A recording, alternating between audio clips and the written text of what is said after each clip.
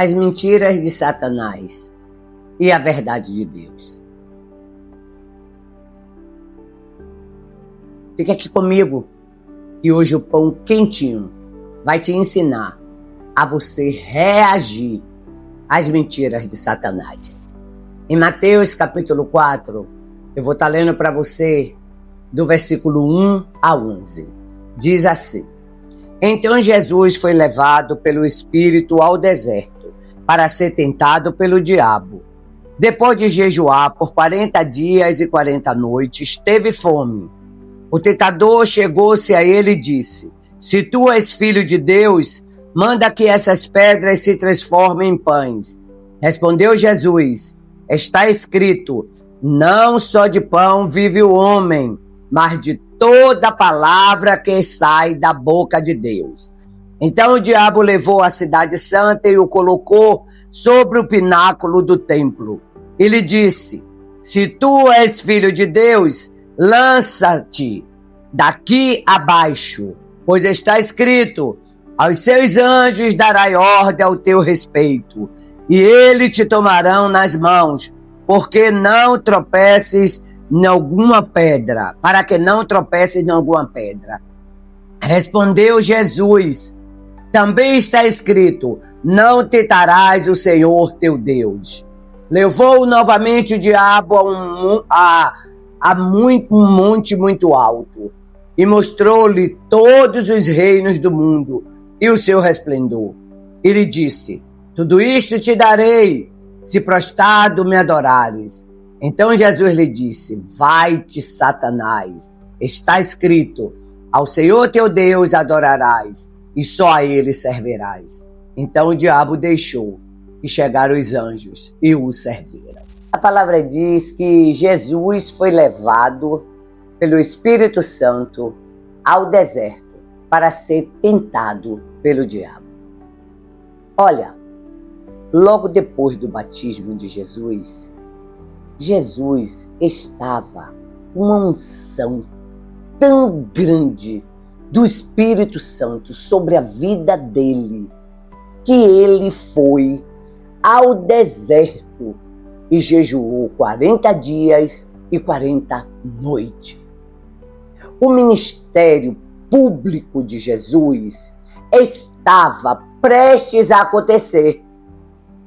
E o caráter que Jesus desenvolvera deveria passar por uma prova peculiar.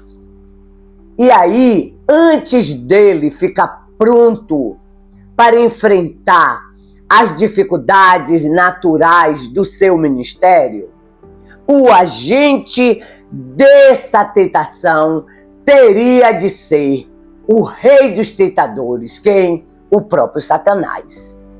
Jesus entrou em uma luta com o inimigo, com Satanás. O êxito do ministério de Jesus não dependera da capacidade dele de sofrer a perda dos inimigos ou dos amigos, sabe? De sofrer pela posição dos líderes religiosos, dos judeus. Não. Sua maior luta foi contra as forças espirituais. Tem muita gente que acha que servir a Deus é simplesmente se afastar daquilo que fazia. Isso sim, pois a palavra do Senhor diz que se afaste do mal, da aparência do mal. Isso também nós precisamos fazer. Mas tem gente que está servindo a Deus, muitos crentes que não conhecem nada da parte espiritual. Não conhece como reagir, não conhece como se proteger, se tornam verdadeiros religiosos, que sabem versículos e capítulos da Bíblia, mas a nível espiritual nada sabe para se defender. E aí é presa fácil para o inimigo, é presa fácil. E a gente vê que Jesus teve essa luta era necessário para o sucesso da sua missão.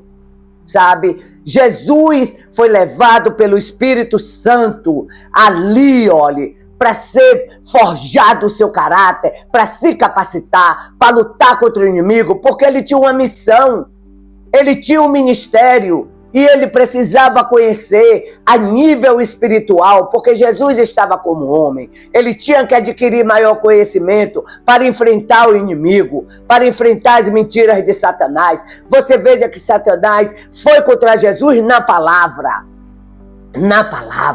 mas Jesus estava preparado para se defender também através da palavra, porque o inimigo usa a palavra de Deus para nos ameaçar. Mas você precisa conhecer a palavra do Senhor para você poder reagir às tentações e às provocações de Satanás. E essa luta, ela era necessária para o sucesso da sua missão, da missão de Jesus, e também para provar aos discípulos dele, e hoje a nós como os discípulos dele, sabe, provar que um ser dotado de livre arbítrio, ele pode escolher e manter-se ao lado do bem. Em João, capítulo 8, versículo 44, Jesus diz que o diabo é o pai da mentira. Jesus também nos alerta, sabe, que as ilusões e as mentiras do diabo serão tão fortes nos últimos dias que enganaria até mesmo aos escolhidos. Em Mateus 24, 24, está falando dessa palavra. Agora, aonde o diabo quer chegar com a mentira? Aonde? Ele quer chegar com a mentira para que a gente ignore a realidade das ações dele.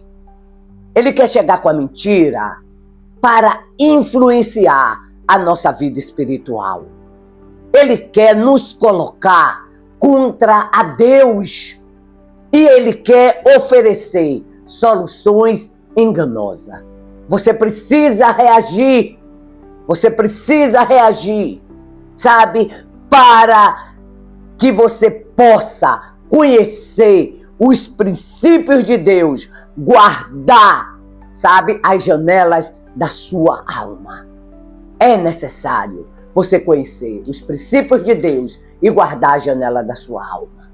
Deus tem um propósito para a nossa vida, sabe? Deus tem um propósito para a nossa vida. Por isso é importante você conhecer aonde Deus quer chegar com a verdade. Em João 8, versículos 31 e 32, a palavra do Senhor diz: se permanecerdes no meu ensino, verdadeiramente sereis meus discípulos. E no 32, ele diz: conhecereis a verdade, que a verdade vos libertará. A verdade de Deus nos posiciona, sabe? Nos posiciona no mundo espiritual. Para sermos livres, é necessário aceitar a verdade de Deus. Eu vou orar por você, para que você entenda que um escravo, ele não assume a posição de filho ou de herdeiro. Vamos orar. Pai amado, querido, maravilhoso, te damos graças por essa palavra. A verdade nos liberta. Conhecereis a verdade e a verdade vos libertará.